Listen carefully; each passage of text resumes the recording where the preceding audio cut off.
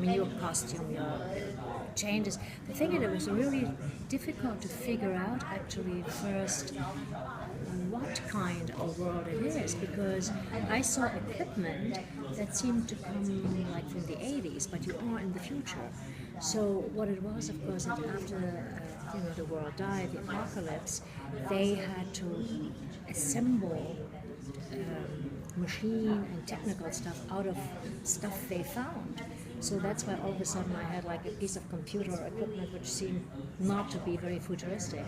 What I find so interesting in the 60s or so, 70s, that's before your time, the future always looked clean and gleaming and new and fresh. And now when you see the future on certain movies, it's very often very, desolate and dire. Yeah, it was really funny. We had this one episode where Jones goes to Spearhead, right? I don't know whether you remember it. And I have clean. Yeah, Right. And all the actors that were constantly in this dark, dirty, bunkered world. All of a sudden, we moved out of it and went to this other facility. And boy, wow, you have a much better time than we here. It's clean and soap and trees and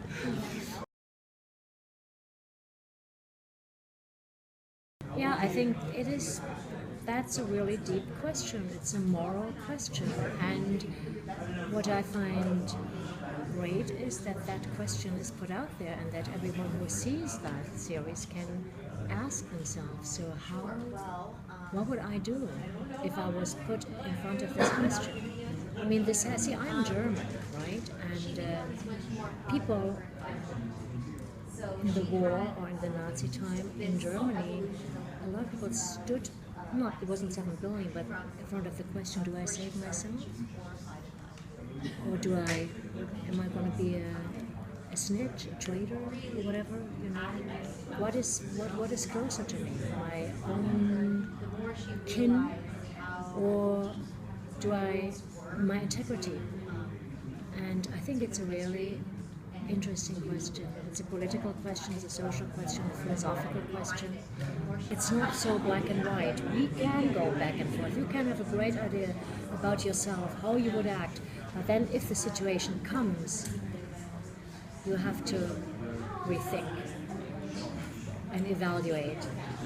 And you will find out who you are only if you are put in a situation like this. If you're not put in a situation like that yourself, you can have all these great ideas about your life, but you don't really know what you are.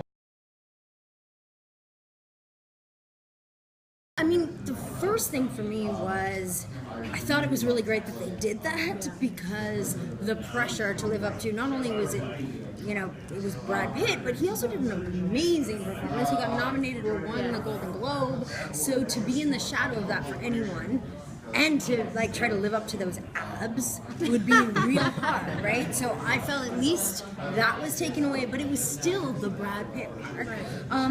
And so I feel like what really helped was, especially now that we're at the end of season 2, I feel like Terry and Travis have started to write more for all of us as actors, like our strengths. And sometimes I hear stuff that I'll say just as Emily, and I'll read it in the script. I do a lot of the time. I will tell Terry, I'll be like, if I'm being frankly, if I'm being frank, and then I see it in the script that he's written frankly, just stuff like that. Specifically. Yeah, and then and he also we definitely stick to the script in the show, but he lets us ad-lib a bit, or at least me, he does when, I haven't seen the DVD, but supposedly there's DVD extras that I haven't seen yet that are at the end of this speech I do, where I just kept going because nobody said cut, and I just started saying stuff about the unicorn, and then about that Jennifer was going to start a record company, and Margaret was going to back it, and I don't know where this stuff came from,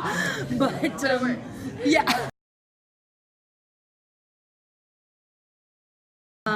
Well, first of all, where we left it was Jennifer's on a plane, about to release the virus, destroy the world.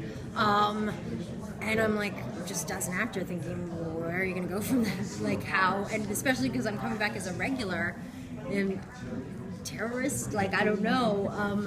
And God, I wish it's real hard to do these things when you're not allowed to tell things. But honestly, it's so good. Okay, what can I tell you? I think, okay, we're definitely gonna find out that Jennifer is much more like, she's obviously been tied to the 12 monkeys, but she is much more tied to the mythology of the show than you even know. Like, so much deeper, and I know that's not really specific or articulate, but I'm telling you, when you find out, you'll be like, oh, Emily said that, and that's what she meant. So there you go. Also, I think we're gonna explore a lot of like, well, Terry mentioned it on the panel, of like insanity and crazy people and what time is really about. They go really deep this season.